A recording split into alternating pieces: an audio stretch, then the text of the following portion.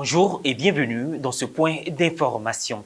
Le secrétariat exécutif national de l'éducation catholique, SENEC, et le Conseil des écoles catholiques du Centre-Est, CECCE, de l'Ontario à Ottawa, au Canada, ont signé jeudi 28 septembre 2023 une convention de partenariat lors d'une conférence de presse au siège de la Conférence des évêques catholiques de Côte d'Ivoire. Et puis, le centenaire de la consécration de la basilique de Jésus adolescent à Nazareth a été célébré le dimanche 3 septembre 2023 en présence de nombreux Salésiens. C'est le 6 septembre 1923 qu'a eu lieu la consécration solennelle de l'Église comme centre mondial de culte à Jésus adolescent. La signature d'une entente de partenariat entre le secrétariat exécutif national de l'éducation catholique SENEC et le Conseil des écoles catholiques du Centre-Est CECCE de l'Ontario à Ottawa au Canada a eu lieu le jeudi 28 septembre 2023 au siège de l'épiscopat ivoirien. Cette collaboration prévoit la mobilité des élèves ivoiriens et canadiens, le partage d'expertise, de matériel pédagogique, de méthodes d'enseignement et d'apprentissage. Jean-Yves Essigan, Maria Bissier. Le SENEC, Secrétariat exécutif national de l'éducation catholique, et le CECCE, Conseil des écoles catholiques du Centre-Est, de l'Ontario à Ottawa au Canada, ont procédé à la signature d'une convention faisant office de validation de partenariat le jeudi 28 septembre dernier au siège de la Conférence des évêques catholiques de Côte d'Ivoire, sise à la Riviera-3 dans la commune de Cocody. Révérend Père, et vous, frères et sœurs, qui êtes ici pour cette circonstance heureuse, c'est-à-dire la signature de la convention entre le Conseil des écoles du Centre-Est du Canada et l'éducation catholique en Côte d'Ivoire. J'ai été très impressionné par votre plan stratégique avec sa mission, avec sa vision et ses valeurs. C'est dire que l'Église est une et que nous marchons ensemble sur ce chemin de la synodalité que notre Saint-Père, le Pape François, est en train de tracer pour l'Église. Pour la délégation du CECCE, accompagnée par l'ambassadeur du Canada en Côte d'Ivoire, M. Anderson Blanc, invité d'honneur de la cérémonie, la signature de ce partenariat favorisera l'échange et le partage d'expertise, d'expériences, de méthodes d'enseignement et de matériel pédagogique entre les deux organisations. Le Conseil des écoles catholiques du Centre-Est est profondément honoré de travailler main dans la main avec le SENEC. Notre objectif commun est de promouvoir l'éducation catholique, la francophonie et le rayonnement de nos institutions dans nos deux pays. Ce partenariat permettra aussi de renforcer notre catholicité, de partager nos connaissances et nos expertises et d'offrir un soutien précieux à l'apprentissage dans nos communautés francophones et catholiques respectives. En comprenant nos milieux scolaires, nos cultures respectives et en ouvrant nos cœurs et nos esprits au monde qui nous entoure, nous pourrons réaliser des avancées significatives dans l'éducation et la promotion de la francophonie. C'est un partenariat aussi gagnant-gagnant, comme l'a mentionné M. le vice-président. C'est aussi un partenariat pour nos jeunes. 2023, c'est l'année de la jeunesse, telle que déclarée par son Excellence le Président de la République, Alassane Ouattara. C'est l'année de la jeunesse parce que la jeunesse, c'est le futur. La jeunesse a besoin d'espoir. La jeunesse a besoin de savoir qu'elle peut être formée ici avec une éducation de qualité.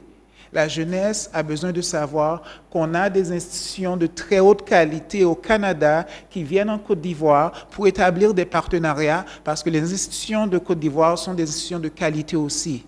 Le directeur de l'éducation et secrétaire trésorier du Conseil, M. Marc Bertrand, a procédé à la présentation du Conseil des écoles catholiques du Centre-Est ainsi que sa vision.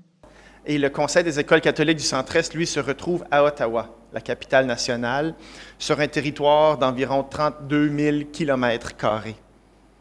C'est aussi le plus important réseau canadien d'écoles francophones et catholiques. Des résultats académiques, l'excellence académique est au cœur des valeurs, sans compter bien sûr la catholicité de notre enseignement. Pour nous, la mission est d'être imprégné de ces valeurs catholiques. Le CECCE inspire chaque élève à découvrir ses passions, à développer ses talents et à s'investir dans l'humanité.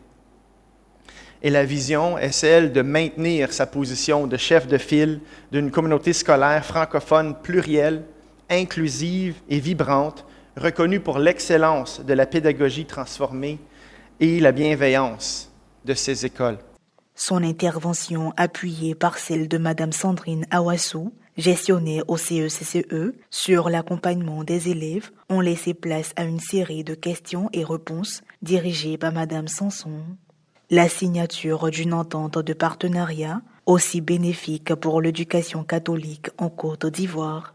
Nous avons de très très bons résultats. Nous sommes une école respectée et respectable et nos résultats le confirment chaque année. Nous allons continuer à travailler et même avec ce partenariat, je dirais, nous travaillerons encore davantage et nous donnerons des résultats encore meilleurs. Donc il faudra aussi que des enfants qui vont sortir de cette école-là, à partir d'ici et qui iront poursuivre au Canada, soient vraiment à la hauteur et que tout ce que le pays attend d'eux, je veux dire la Côte d'Ivoire, ils puissent nous l'apporter. Comme je l'ai dit, des enfants qui ont de grandes valeurs, pas seulement qui ont la tête pleine, mais qui soient vraiment des êtres humains complets, capables de partage, capables d'amitié, capables de respect envers l'environnement et envers tout ce qui nous entoure, à commencer par les hommes. Concrètement, cette collaboration permettra, entre autres, la mobilité entrante et sortante des élèves ivoiriens et canadiens par le biais de séjours exploratoires, un réinvestissement et la remise d'une bourse d'une valeur de 30 000 $ canadiens à un élève méritant du Sénèque pour couvrir les frais de scolarité, d'hébergement et d'assurance liés au séjour d'une année scolaire de l'élève au Canada, l'accès à un programme d'apprentissage virtuel au sein de l'école désignée du Sénèque par le biais de l'école virtuelle internationale du CECCE. Hors de nos frontières, la célébration du centenaire de la consécration de la basilique de Jésus adolescent a eu lieu au cours d'une messe solennelle d'Action de grâce le dimanche 3 septembre à Nazareth, une ville du nord d'Israël. Cet événement important a eu une résonance considérable avec la participation des fidèles et des pèlerins venus de nombreux pays. Morel Poti. Sur la colline qui domine Nazareth, la ville où le Fils de Dieu a grandi dans la grâce et la sainteté, on peut voir un bâtiment imposant, une basilique en pierre blanche dédiée à Jésus adolescent.